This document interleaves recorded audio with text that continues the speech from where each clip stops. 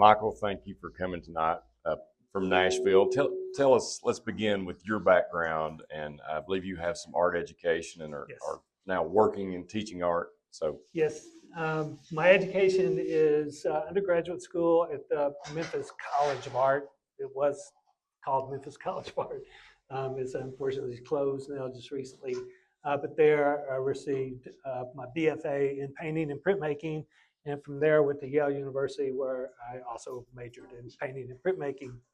And from there, various places around the country, 15 years in New York, where I started working in architecture and ended up working as a project manager in architecture for 10 years in New York, then moving to Nashville, 15 years in Nashville. After the crash, then I started moving into painting.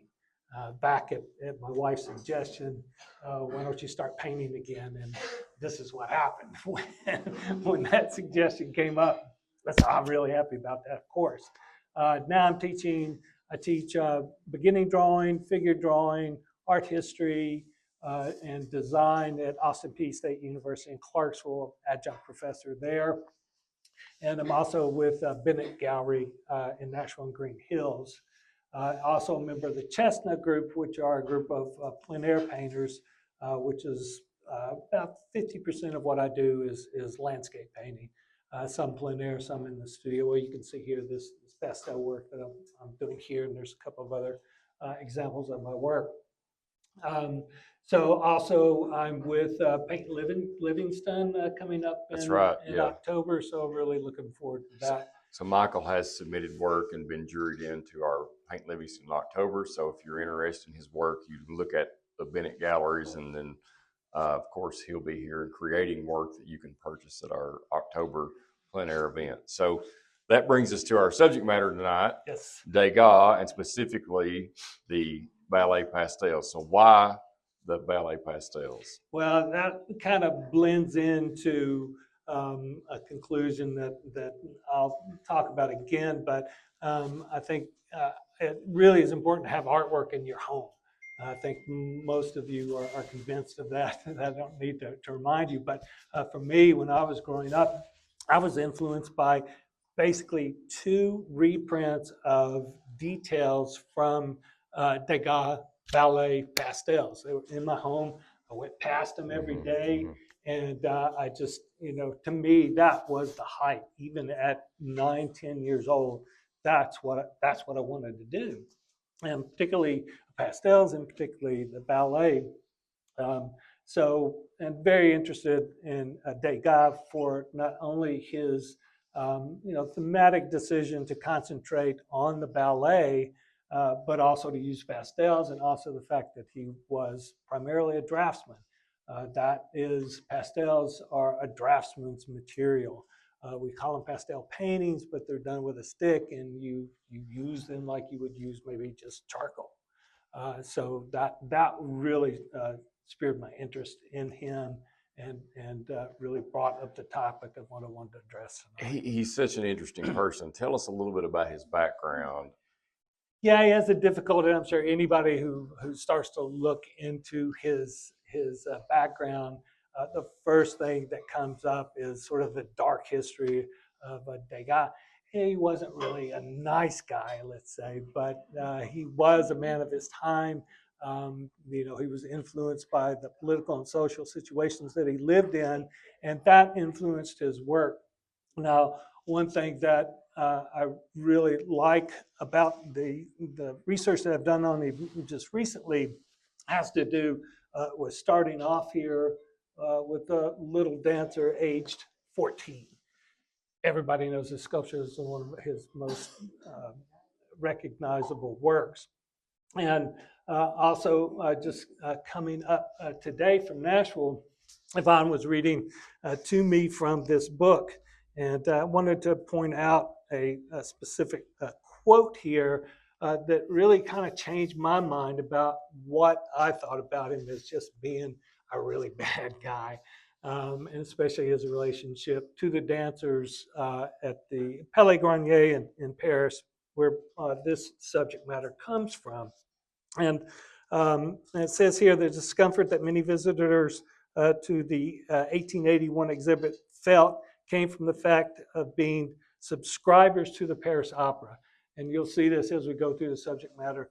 If you were a subscriber, known in French as a bonnet, that is someone who promised to buy 3 seats to the opera every season. It gave them special access to the foyer, which is where all the dancers gathered before the performance. Now, their purpose for gathering there was not particularly admirable, let's say. The ballet dancers at the time, particularly these young dancers, were known as la petite rats. They were very much mistreated in terms of the amount of work and training that they had to do, and also very little being paid. But it was encouraged basically by their family to go to the ballet with the hopes that eventually they would be sponsored by a wealthy person. Now, that sponsorship basically meant prostitution. They were prostituted in the ballet. Their parents were mostly menial workers. They're mostly single family moms were menial workers and also worked as prostitutes. So they were exploited, certainly. Now, some actually rose above that. The odds of becoming a prima ballerina, a principal dancer, were pretty slim, but were possible. So, we really have to look at it in terms of the sort of sociological effect of people's feelings about the lower classes at that time. But now, as far as Degas was concerned, though, he wasn't, I don't think he was exploiting the young dancers as much as the wealthy people who had access to the foyer room where the dancers would come together. Rather, he was holding up a mirror to that society to say, look at what we have created here. And this small dancer is the perfect exhibit of that. He was of the belief that you could determine a person's propensity to criminality by the shape of their face. And that face, if it had a sloping head and a jutting jaw, that would automatically point them out as a potential criminal. So he exaggerated that in this sculpture. The sculpture is not a portrait of the dancer. Rather, it was meant to say, these are your dancers. These are the things that you're kind of keeping on the down low here that everybody knows about. And so I'm bringing it out into the public to show everybody what's going on here. And so this caused a lot of controversy, and he was just despised by this. So I hope you'll see from the rest of these slides here that his feeling toward the dancers was admiration, not only for the way they had to live their lives, but also in a technical sense where he could use them to show movement, but then he could also use them to show anatomy. And his words, he liked to paint pretty anatomy and pretty dresses. It's all pretty simple from his viewpoint, but very complex. Interesting. How does his fascination with the ballet fit with the foundations of the Impressionist movement as a whole? Well, that he was an Impressionist. He don't like to refer to himself as a realist. And really, that's a better name for the Impressionists, I think, than the one that's been dominant as Impressionist. And they said Impression because it was done quickly, very loose painting, as opposed to the standard in academic painting, which was almost photorealistic, as much as they knew about photographs at the time. And very controlled by the Academy. It was sort of anti-creative, basically. And so a number of artists who were denied places in the salon exhibitions started their own group. And Degas was the leader of that. He formed it. He got the artists together. He found the exhibition space. Louis XIV started the first two called the Salon du Refusé, those people that were refused admittance to the Salon exhibition. Later it became Impressionists, the Impressionist exhibits. But really that is, Impressionism is really more about realism, which is saying that they were painting real things out in the world rather than biblical scenes or allegorical scenes or staged landscapes or still lifes, things like that. They were out painting real people in the world that the common person saw.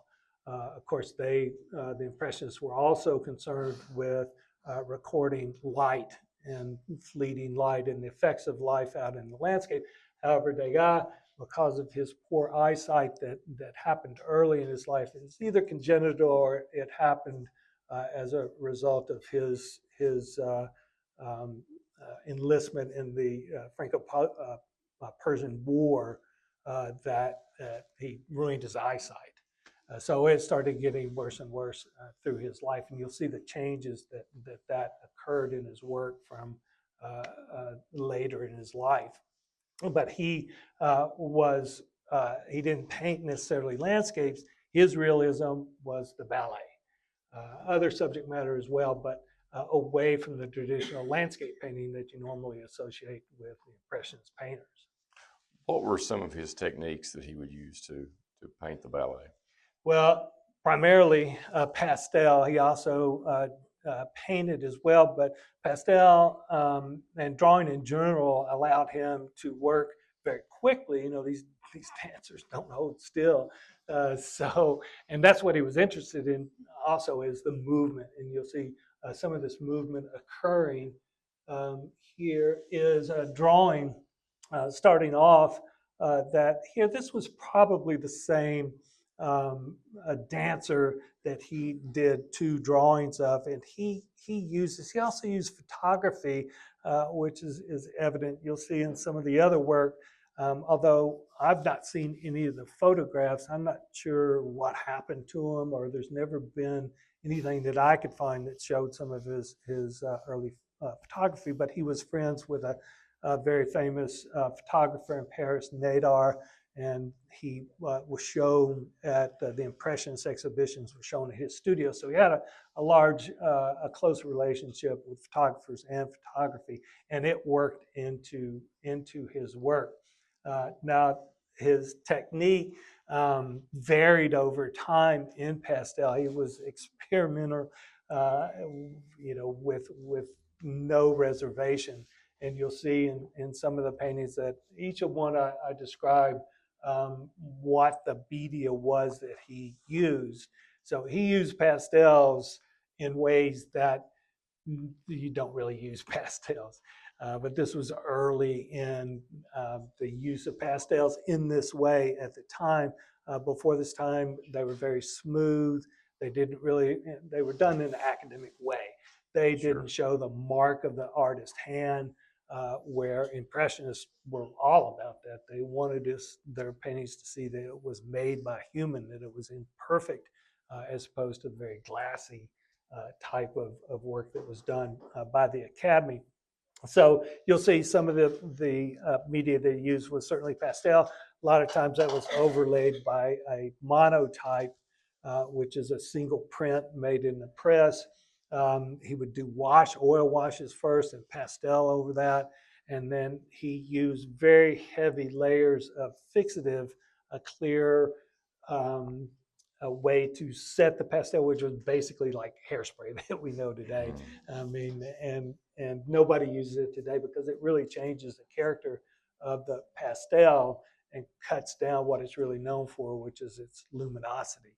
The colors are so bright and saturated in pastel. There's nothing between you and the pigment. It's just straight pigment on the paper. But he was an experimenter for sure, and you'll see some of these works of what he did.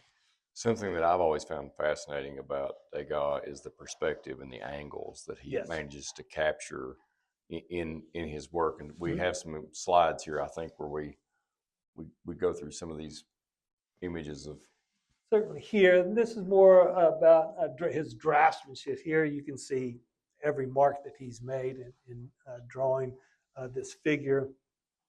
Same thing here, the dancer at the stove. This was actually done over a lithograph. And this is a good example of the different materials that he would use here. This is pastel and charcoal over lithograph on creme shin on greenish blue wove support. So he first printed the lithograph, then he drew on top of a piece of very thin paper, and then adhered that paper over on top of the lithograph, and then drew on top of that. So he would go to any extent possible to come up with the image that he was looking for. Now, I also wanted to show here examples of how he was influenced by photography. This is a very photographic composition where he's forced the figures off to one side here, created this diagonal split between the two sides of the composition. And, he had to rely on photography for what his drawings didn't capture. You all know that, you can draw something by observation. If you don't have an image of that, when you go back, it's hard to remember where you were, where the rest of that image has to come from. So he used photography in just that way, but mainly he used from his live drawings at the ballet that is in front of the house, other places where there were rehearsals going on, besides the sort of backstage at the ballet, which was restricted to these abonnés, subscribers to the ballet. Let me see here. Here also is a good example of that, how he might have used photography in this composition where this part is just cut off.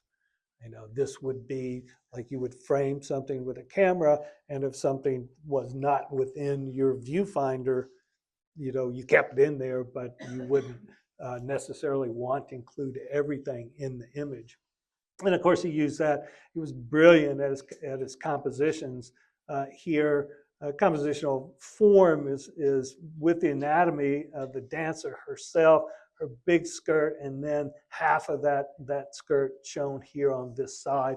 So as an instructor, I'm always talking about composition to my students as how you can come onto a scene here, which this part allows you onto it. This is just as you are off on this side of this picture, and then you come in to this part onto the main form of the dancer, who keeps you into the composition with that triangular form of the anatomy. Another one here where this is the back of a stairwell at this studio, and this would be an image where the little petite rats were rehearsing. They're in their full tutus, and they are rehearsing for the upcoming performance. But here again, a diagonal composition. This cut off so unusual for this period, for something like this to be totally cut off from the side, but then very controlled composition with these dancers leading back to this group, and this group just stopping you from going off the page. What are some of the more famous examples of his work, and where can those be viewed? Well, I've got I've tried to show where all these pieces are found, and he did over 1,500 pastel drawings of the ballet. So there's a lot around, and it's held up over the years. I mean, if you keep pastels out of direct light, they'll last for a very long time.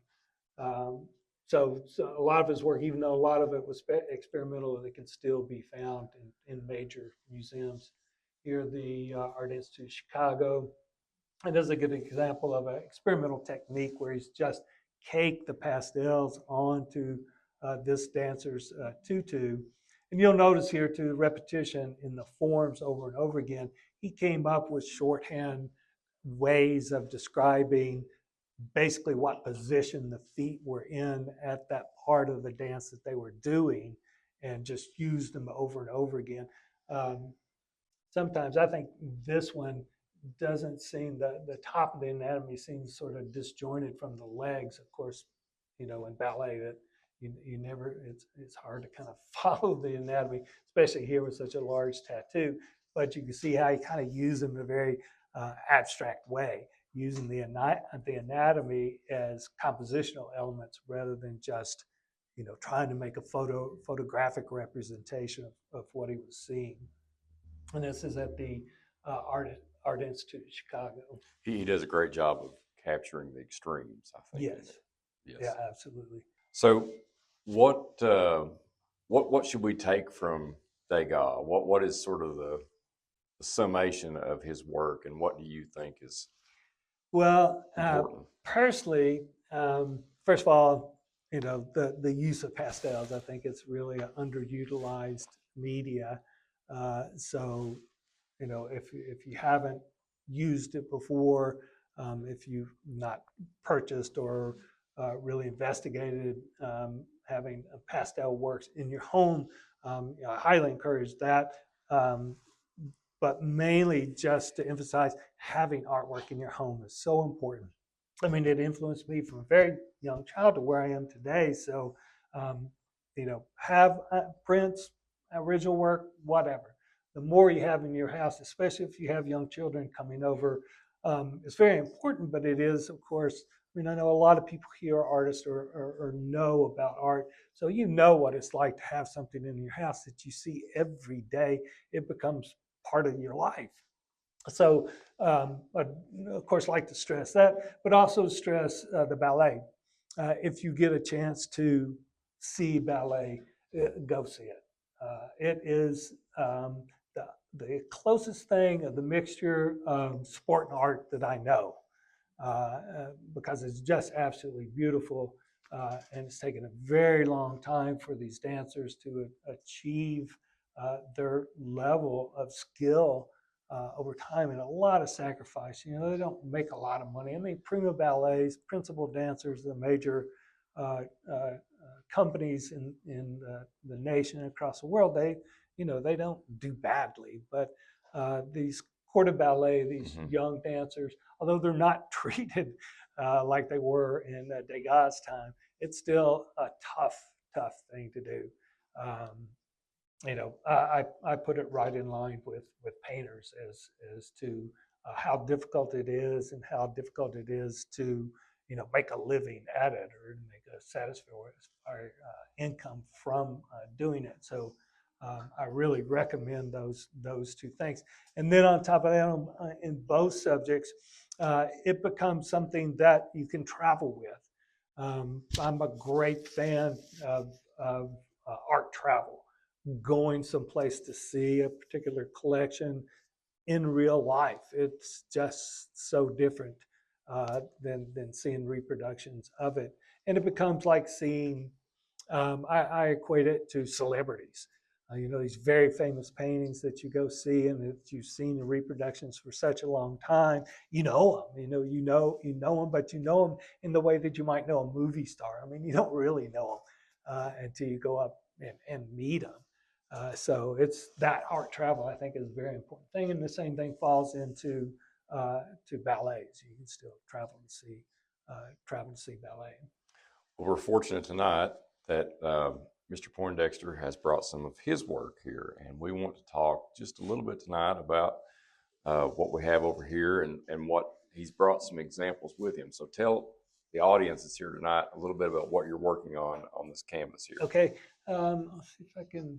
I'll go get back to the reference photograph that I took of this, and that I'm painting this from. I do work from photographs. Everybody works from photographs. Plein air painters, there's this saying that plein air painters who say they don't work from photographs, you go by their studio late at night and you see that flickering glow from a laptop, they're painting from photographs. And I don't believe in copying at all. It's reference. It's just what, I'm taking a lot out of that photograph and making it into a painting that's separate from that photograph. I really, I don't see a lot of value in copying photographs. You have a photograph, what do you need to copy? Well, as someone who's not an artist, explain to me the process. How do you begin? How do you formulate a plan and then begin a Well, of course, it starts in the field, and there's those things just grab you. You just, you find them from the viewfinder, or you walk up on something and you just know that's what you want to paint. And certainly this, and kind of goes through phases. You become interested in certain things, and you work through it, and something else comes up. So it's always sort of fluid. And you go back to things that you did before, and you're like, I could do that. I can do that better. I'm gonna do it again. So that always happens.